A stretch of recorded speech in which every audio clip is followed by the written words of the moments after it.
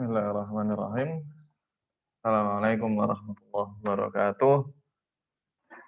Insyaallah, pada sesi ini kita akan melanjutkan pembahasan terkait pegadaian. Ini sudah, masuk yang agak akhir ya, dan pegadaian ini saya pisahkan, tidak seperti misal ketika saya membahas anjak piutang dan, leasing ya, itu saya gabungkan karena keduanya mempunyai beberapa karakter yang sama. Pegadaian ini, tidak, karena memang karakter pegadaian itu, berbeda. Nah, kita mulai dari definisi meskipun sebenarnya secara definisi kita sama-sama paham, pegadaian itu di mana orang meletakkan barangnya untuk dijaminkan, kemudian sebagai ganti atas barang yang diletakkan dan dijaminkan tersebut, maka kemudian, apa namanya, kita atau nasabah atau pelanggan, customer mendapatkan, imbal balik berupa, uang, seperti itu. Secara konvensional seperti itu ya kan. Secara syariah nanti, berbeda. Nanti kita tidak sampai ke, secara syariahnya. Nah, maka di sini saya definisikan saja pegadaian itu badan atau organisasi. Sekali lagi, pegadaian itu badan organisasi.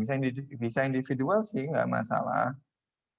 Intinya dia adalah, pihak pihak ya, pihak yang, dia melayani jasa peminjaman uang dengan syarat ada barang yang digadaikan, gitu.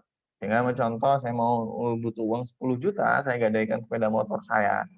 Sepeda motor saya taruh saya dapat 10 juta, gitu. Nah, secara syariah jadi, ada akad tambahan yang berbeda. Gadainya sendiri itu jadi pegadaian itu badan, pihak. Tapi kalau gadai itu hak, hak ya sekali lagi, hak yang diperoleh seseorang yang mempunyai piutang atas suatu barang bergerak. Intinya, eee, misal motor itu digadaikan maka saya punya hak. Saya sebagai perusahaan pegadaian, saya mempunyai hak atas motor tersebut kalau nasabah gagal bayar atau tidak bisa membayar. Nah, di Indonesia pegadaian itu hanya satu, yang resmi hanya satu. Jadi kalau, kalian semua mempunyai orang tua, mempunyai saudara yang kemudian, melakukan pegadaian, menggadaikan barang ke selain pegadaian, yang ada perusahaan ini ya, pegadaian perusahaan ini, maka nanti otomatis patut dipertanyakan, karena siapa lembaga tersebut. Nah, pegadaian ini, perusahaan pegadaian ini adalah ejawantah atau bentuk dari, apa namanya, perusahaan yang dimasukkan dalam, KUHP data ya, 1150. Jadi ini, satu-satunya yang secara resmi mempunyai izin melaksanakan kegiatan, pegadaian. Yang lain nggak ada. Artinya yang lain tidak ada. Makanya kalian ke mana-mana yang adanya pegadaian hanya itu. Yang mendapatkan izin dan diizinkan hanya satu. Oke, kalau ada pertanyaan kenapa tidak banyak pegadaiannya, saya tidak bisa terlalu menjawab ya, kenapa tidak ada, pegadaiannya tidak banyak. Salah satunya ya pangsa pasarnya nggak butuh. Sekarang gini, swasta ya, swasta mau membuat pegadaian, ngapain? Mending sekalian bikin, BPR, Bank Perkreditan Rakyat, lebih simpel, lebih banyak untungnya bagi mereka, gitu. Nah, maka pegadaian ini selain, apa namanya, tidak terlalu, benefit, tidak terlalu menguntungkan. Nah, kenapa pegadaian ada kalau tadi dibilang tidak terlalu menguntungkan secara profit ya, tidak terlalu besar. Tidak terlalu besar nih komparasinya dengan bank. Sekali lagi komparasinya dengan bank otomatis kalah jauh. Nah, tapi tetap pegadaian dibutuhkan karena tidak semua orang jadi tujuan, eee, ob eee, customer, nasabah tujuannya, pelanggan tujuan dari pegadaian itu masyarakat yang unbankable. Mereka-mereka yang tidak bisa mendapatkan akses ke bank. Mereka punya laptop, laptopnya mau diapain? Dia butuh uang 500.000 ya kan, untuk, daftar, sidang skripsi misalnya, dia pelajar mahasiswa. Jadi sudah selesai skripsinya, laptopnya ya sudahlah, sudah tidak dipakai karena sudah selesai. Tapi untuk daftar sidang skripsi misal di kampus tersebut bayar 500.000 misal. Nah, maka bisa dengan cara menggadaikan laptopnya tadi untuk sementara ya, digadaikan. Nah, ke bank nggak bisa, kalian mau minjem 500.000 ngapain? Bank nggak ngurus, minjem kok 500.000. Bank tidak mau, itu hanya capek-capek saja itu bank. Oke. Nah, maka dari itu, eee pegadaian itu tetap ada meskipun tidak untung. Nah, bayangkan kalau nanti, kita minjam ke tempat-tempat yang, nggak jelas itulah ya, kita pinjam-pinjam dan lain-lain, nah nanti ya ujung-ujungnya rentenir mereka, repot. Masyarakat Indonesia kasihan, repot. Maka tetap butuh muncul pegadaian. Tidak semua orang bisa masuk bank, tidak semua orang bisa mendapat pinjaman dari bank. Saya punyanya sepeda motor, sudah butut, nah itu beda. Jadi memang segmen antara bank dan apa namanya, pegadaian itu memang beda. Ini untuk unbankable yang tidak bisa bank. Lah unbankable. Oke. Nah, kemudian maka, tadi membutuhkan uang cepat bisa dibantu karena prosesnya sangat cepat. Prosesnya sangat cepat. Apalagi kalau gadainya gadai emas. Jadi ada gadai, biasa dan ada gadai fidusia. Gadai biasa ada gadai emas. Gadai emas ini ya cepat sekali, kalian datang bawa emas, 15 menit kalau nggak ada antri, 5 menit, 10 menit lah kalau nggak ada antri sama sekali, nggak nyampe, 10 menitan lah. Itu sudah dapat uang apa namanya, pinjaman. Seperti itu. Nah, kalau kalian bawanya barang lain ya ditaksir dulu, harganya nanti ada. Oke? Ya, jadi Pegadaian juga membantu menaksir harga barang yang dijaminkan. Intinya sebenarnya membantu, sangat membantu masyarakat kecil. Jadi kalian semua kalau punya saudara, orang tua yang kemudian apa namanya daripada kerentenir, mending ke Pegadaian. Saya tahu yang mereka yang ke BPR-BPR kecil atau ke rente-rente itu kasihan, mereka ditagih itu luar biasa tidak enak lah ya. Dan jangan lupa carinya otomatis Pegadaian yang syariah. Nah, kita di jadi dulu sebetulnya Pegadaian itu udah lama, bisa dicek di sini. Nah, Pegadaian itu sudah sangat lama.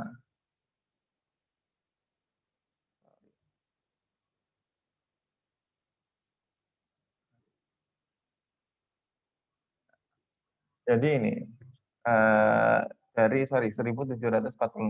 Dulu VOC bikin bank, banknya pakainya sistem gadai. Banknya dibubarkan, kemudian dikembalikan ke swasta masing-masing masyarakat. Baru ada Pegadaian Negara pertama di Jawa Barat. Belum merdeka, belum. Habis itu apa namanya Pegadaiannya diubah bentuknya. Oke, kemudian diubah lagi bentuknya tahun 1961. Nah, habis itu kita tahu di sistem apa namanya Indonesia, ini kan baru merdeka 1961 ya. Nah, di Indonesia itu kan ada untuk perusahaan milik negara ada 3 bentuk. Nah, ini baru dari PN pindah ke Perjan, Perjan ke Perum, baru Perum ke Persero. Persero itu intinya PT. Ini akan saya jelaskan tentang bentuk-bentuk ini dan seharusnya sudah ada di SMA. Tapi nanti saya akan tetap menjelaskan nanti di mana ya? Mata kuliah yang lain sih tapi di mata kuliah yang lain. Oke.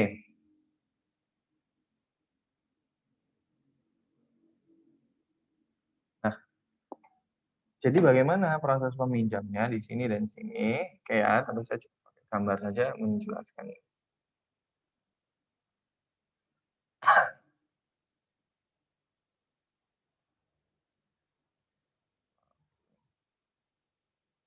Jadi pertama kita ini datang.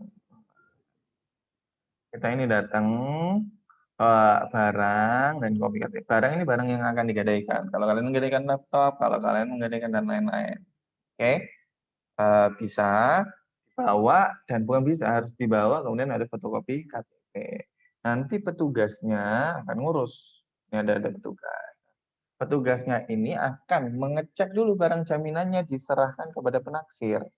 Kenapa diserahkan kepada penaksir? Untuk dicek. Kalau emas dicek apa kadarnya, kalau apa namanya laptop ya dicek seberapa rusak. Kenapa harus dicek? Karena nanti kalau kita tidak bisa bayar, barang itulah yang akan dijual. Saya menggadaikan laptop, saya menggadaikan misalkan sepeda motor. Sepeda motor saya harganya 10, kalau dinilai, saya nilai 15 juta. Kata pegadaian nggak bisa Mas, 15 juta tuh harga nego enak. Kita tidak dalam posisi nego enak. Pegadaian itu tidak dalam posisi nego enak. Pegadaian dalam posisi yang penting uangnya balik. Makanya barang kita kalau misalnya 15 juta, dihargai pegadaian bisa turun jauh. Nah, taruhlah ke 13 juta, ya, 2 juta. Nah, jadi barang jaminannya dilihat dulu, ditaksir dulu. Baru kemudian diputuskan, misal barangnya tadi motor, sudah agak lama. Value-nya menurut saya 15, menurut penaksiran 13 juta. Oke, nah berarti saya boleh meminjam kira-kira ada rumusnya 80% dari taksiran atau berapa saya agak lupa. Jadi setelah ditaksir bahwasanya harganya adalah 13 juta, nah 13 juta ini nanti kemudian eh, dibuatkan suratnya,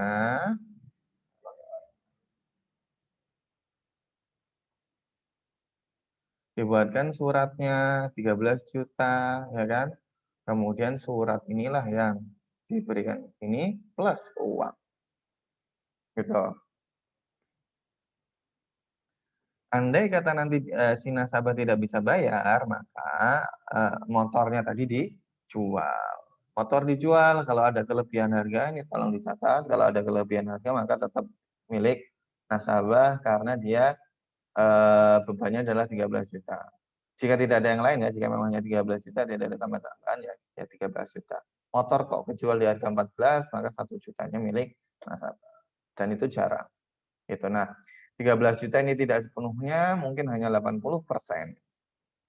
Atau berapa nanti tergantung ininya, saya agak lupa. Dan barang jaminannya tadi, barang jaminan itu diserahkan ke penyimpanan. Gitu. Ya. Nah, seperti itu kurang lebih proses di pegadaian. Otomatis detailnya ada di website ya. Tapi kurang lebih gambarannya seperti itu. Nah, produk dari ini namanya pegadaian itu banyak sekali. Ini saya bikin satu-satu seperti ini ya kan. Kemudian saya screenshotkan dari website pegadaian. Oke. Jadi dari website pegadaian ini kita bisa lihat sama-sama ada produk utama. Produk utama itu gadai biasa. Kira ada gadai fidusiana. Ada KCA ini emas, Presiden ini saya agak lupa, ada KAC, ada gadai efek. Memang macam-macam sekali produknya. Yang ingin saya tampilkan adalah bahwasanya bukan hanya gadai yang dilayani oleh pegadaian, bukan hanya gadai saja, gadai barang saja, bukan. Mereka juga melayani investasi emas. Berarti bisa Pak investasi emas? Bisa. Nah, beberapa orang menyalahgunakan pegadaian untuk melakukan apa ya namanya kebun emas. Kebun emas. Pegadaian syariah khususnya disalahgunakan kebun emas. Secara hukum tidak boleh, haram ya. Nah, investasi emas ini adalah ya biasa jual beli emas di mana pegadaian. Nanti akan kita buka websitenya. Nah, kemudian ada lagi banyak. Nanti di produk syariah ada rohan itu gadai sendiri.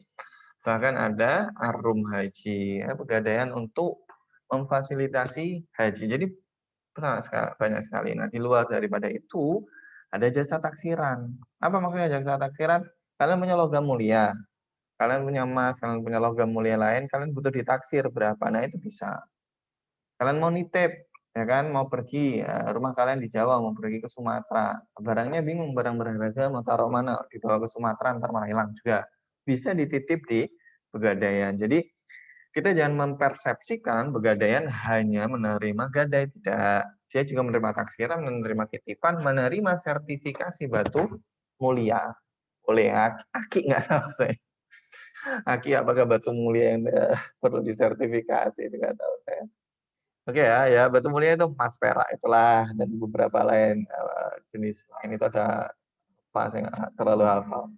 Oke, dan Gudung ini untuk yang pusat. Ada pembayaran online, berbagai jenis pembayaran ada, remittance ada. Nah, oke seperti itu ya. Kita bisa buka sebetulnya sebentar.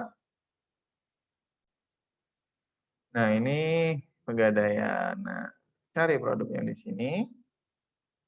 Ada Krasida, ya, kita cek lebih lanjut, Krasida masih emas, tapi ada beberapa hal yang berbeda di situ. Nah,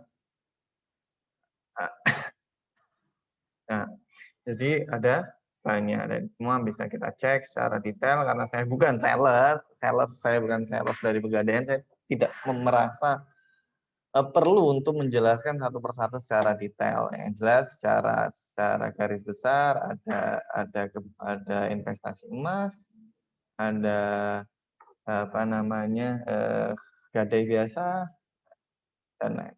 Oke, jadi kalian yang mau nabung emas ya bisa. Ini ada tabungan emas.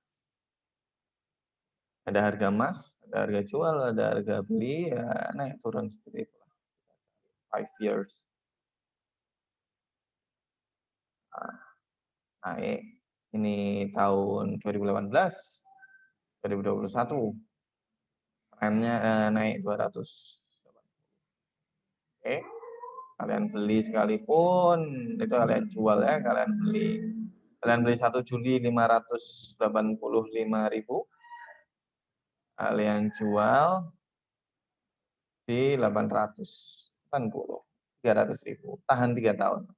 Kenapa bisa naik drastis? Naik drastis karena pandemi. Andai kata nggak ada pandemi, dia tidak akan sedrastis ini. Grafiknya akan landai. Naik tapi lambat. Kalian bisa tarik garis ini ya.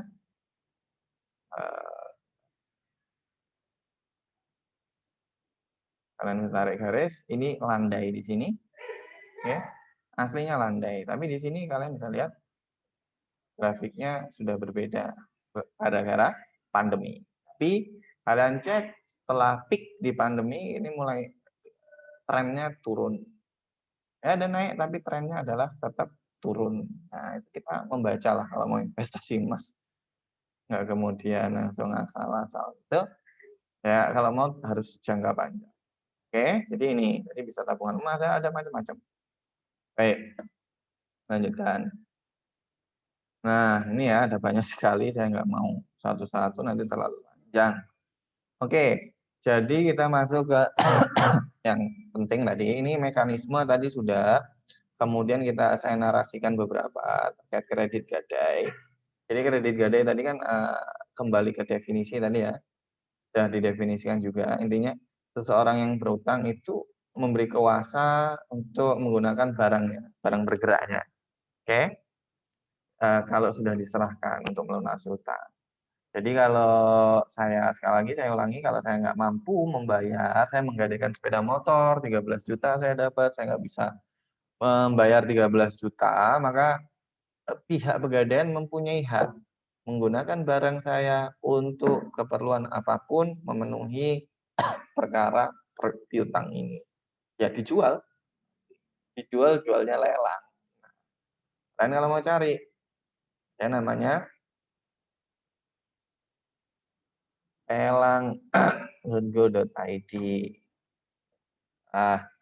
Barang-barang lelang semua ini di sini.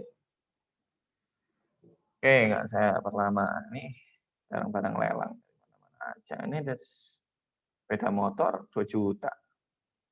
Ini mana ini 300 juta luas sekian. Terusnya, banyak sekali barang. Baik, kita lanjutkan. Nah, di gadai itu maka dari definisi dan penjelasan itu ada beberapa elemen bukan karakteristik ya. Itu pinjaman, kemudian jaminannya benda bergerak, jaminan utang terbatas pada barang yang diserahkan saja, nggak boleh lebih. Saya punya emas, saya punya sepeda motor, yang saya gadaikan sepeda motor. Pegadaian nggak boleh ngambil emas dari saya, nggak boleh. Dijual sepeda motornya dapatnya 3 juta, padahal utang saya masih 5 juta. 2 jutanya gimana? 2 jutanya ya sudah mentok, gitu ya. 2 juta saya tidak bisa ditagih lebih dari itu, jaminan utangnya hanya di situ. Itu harus dipahami. Jaminan berupa benda bergerak, tadi sudah, benda gadai dikuasai penerima gadai. Jadi laptop kalian dikuasai, motor kalian juga sama. Motor biasanya hanya surat. Jadi kita lihat barang-barang yang bisa digadaikan. Kemudian ada perjanjian utang piutang. Oke. Nah, kita lanjut. Kenapa sih orang-orang ke pegadaian? Satu ini yang paling penting, singkat dan mudah dan nggak abal-abal. Kalau kalian dapat SMS ya kan pinjaman online mudah 10 juta cukup KTP 5 menit cair. Nah, itu yang abal-abal. Nah, ini sama cepatnya dan nggak abal-abal. Di mana? Di pegadaian. Yaitu kalian harus menyerahkan barang yang mau digadaikan. Gitu. Usianya yang penting punya KTP kok. Nah, usia KTP itu kan sekian 17-an tahun. 18 ya. Jadi sangat-sangat mudah. Terus selain itu barang yang kita gadai itu ya dijaminkan, diasuransikan. Nah, saya naruh laptop, tahu-tahu laptopnya balik ke saya rusak kan repot. Maka itu ada asuransinya. Ya bayar asuransi. Gitu. Oke. Nah, apa saja barang yang bisa digadaikan? Satu, emas. Jelas. Emas ini maksudnya bukan hanya emas, barang mulia ya, tapi lebih banyak emas memang. Jadi emas itu sangat preferable. Anda bawa emas ke pegadaian dan Anda bawa motor ke pegadaian beda. Anda bawa laptop ke pegadaian dan Anda bawa emas, perlakuannya beda. Kenapa apa maksud perlakuannya beda? Ya mulus, kalian nggak ditanyain panjang. Uang buat apa ini itulah, harus pokoknya emas simpel. Karena apa? Karena emas ini sangat liquid. Gitu. Sangat cair barangnya. Cair dalam artian gampang dicairkan, liquid. Jadi kalau kita gagal bayar, ya emasnya dijual. Dan emas saya taruh di pegadaian, kalau nggak segera saya ambil, yang rugi saya. Kenapa yang rugi saya? Karena harga emas makin lama makin naik. Makanya pegadaian seneng nih kalau dapat emas, gadainya. Karena nasabah kok gagal bayar, ya emasnya dijual. Dan harga emas pasti naik. Aman, pokoknya posisi pegadaian pasti aman. Kalau jaminannya emas, nah emas macam-macam. Bisa emas batangan, bisa kalungnya, bisa cincinnya, dan lain-lain. Nah, makanya orang-orang biasanya beli emas, orang desa nih, ya kan? Beli emas, biasanya fungsinya dua. Satu perhiasan, dapat lebaran dapat THR banyak gitu ya, tunjangan hari raya banyak. Beli emas mereka. Nah, emas itu biasanya fungsinya selain untuk perhiasan mereka nanti kalau udah habis uangnya ya wis lah digadaikan atau dijual. Jadi emas bisa. Yang kedua, sertifikat. Surat berharga yang dimaksud ya. Tolong dicatat baik-baik surat berharga. Apa aja? Sertifikat tanah, sertifikat rumah. Seringnya sertifikat tanah, sertifikat rumah. Nah, Pak, saya punya surat berharga, saya punya sertifikat sangat berharga, Pak. Apa? Sertifikat juara internasional bela diri. Gitu ya. Bela diri internasional lagi atau menang SEA Games itu dapat sertifikat gitu. Ya, nggak bisa dijual. Sertifikatnya itu nggak bisa dijual. Jadi kita harus pahami landasan filosofisnya adalah 4 barang ini bisa dijual untuk menutupi hutang nasabah kalau nasabah gagal bayar. Itu. Nah, maka dari itu sertifikat kalian juara tenis lah, juara Mobile Legend lah, juara yang lain internasional sekalipun, ya gimana nggak bisa dijual? Nggak bisa dijual. Jadi hanya sertifikat ini yang bisa digadaikan. Gitu. Nah, kalian bertanya, misal ya, kalian ada pertanyaan, Pak, katanya kok saya dengar-dengar surat keterangan pengangkatan pegawai PNS itu bisa digadaikan, Pak. Ibu saya kok, ayah saya kok menggadaikan surat PNS. Nah, itu lain. Itu bukan menggadaikan, itu biasanya jaminan di bank. Oke, saya pergi ke bank, minjem 200 juta misal, banknya minta jaminan. Jaminannya adalah surat PNS itu. Kenapa kok surat PNS bisa dipegang oleh bank, bisa dijaminkan? Karena itu adalah klaim ini, penghasilan. Kan kita sebagai PNS, kalau orang-orang yang PNS itu akan mendapat, apa namanya, gaji ya kan, dan ada tunjangan hari tua. Nah, itu nanti yang akan diklaim oleh pihak lembaga keuangannya, bukan suratnya. Suratnya sendiri tidak bisa dijual, tapi kan mereka akan tetap dapat income itulah yang disasar, gitu. Jadi sertifikat. Sertifikat, sekali lagi sertifikat juara-juara ya salah, ya. Kemudian kendaraan. Kendaraan ini yang ditaruh adalah STNK BPKB. Oke, faktor pembelian ya, STNK BPKB. Apa namanya, jadi kita nggak naruh saya mau gadain mobil. Oke, saya mau pinjem 300 juta, 100 juta. Saya gadain mobil saya bawa ke Pegadaian, misal Avanza, ya, Avanza beli taruhlah beli di 180, 200 sekian. Oke, taruh di Pegadaian dapatnya 100 setelah ditaksir tadi. Pokoknya dikasih pinjamannya 100. Nah, nggak bawa mobilnya juga, mobilnya nggak muat nanti taruh Pegadaian semua. Maka biasanya yang dipakai, yang disimpan oleh Pegadaiannya hanya STNK BPKB-nya. Nah, STNK BPKB ini ya, nyawanya mobil, kalau nggak mobil hanya besi bergerak. Oke, di zaman kita hidup sekarang, kalau mobil motor nggak punya surat ya hanya besi bergerak. Ya, karena jiwanya di pokoknya di STNK BPKB. Nah, maka dari itu kendaraan bisa silahkan diagunkan. Nah, dengan pernyataan ini kalian menjadi paham bahwa ada orang ngerakit sepeda motor, ya ngerakit dia jalan sih di jalanan raya ya 60 km per jam ya jalan. Ya tapi rakitan sendiri otomatis nggak ada suratnya maka nggak bisa digadaikan. Punya mobil rakitan sendiri nggak bisa, nggak bisa. Bikin bentor, bentor kendaraan Pak ngerakit deh, nggak bisa. Tidak ada surat. Oke, yang keempat barang elektronik, televisi, ponsel, kulkas, laptop, komputer bisa digadaikan.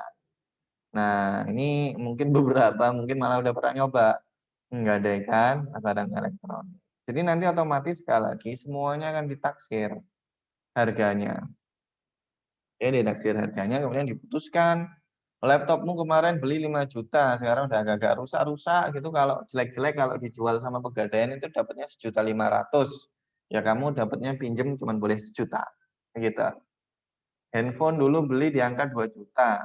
Sekarang udah agak-agak rusak dikit, model barunya udah banyak, pokoknya kalau dijual sama pihak Pegadaian mentok di angka 1 juta. Ya udahlah kamu minjem 700.000 aja.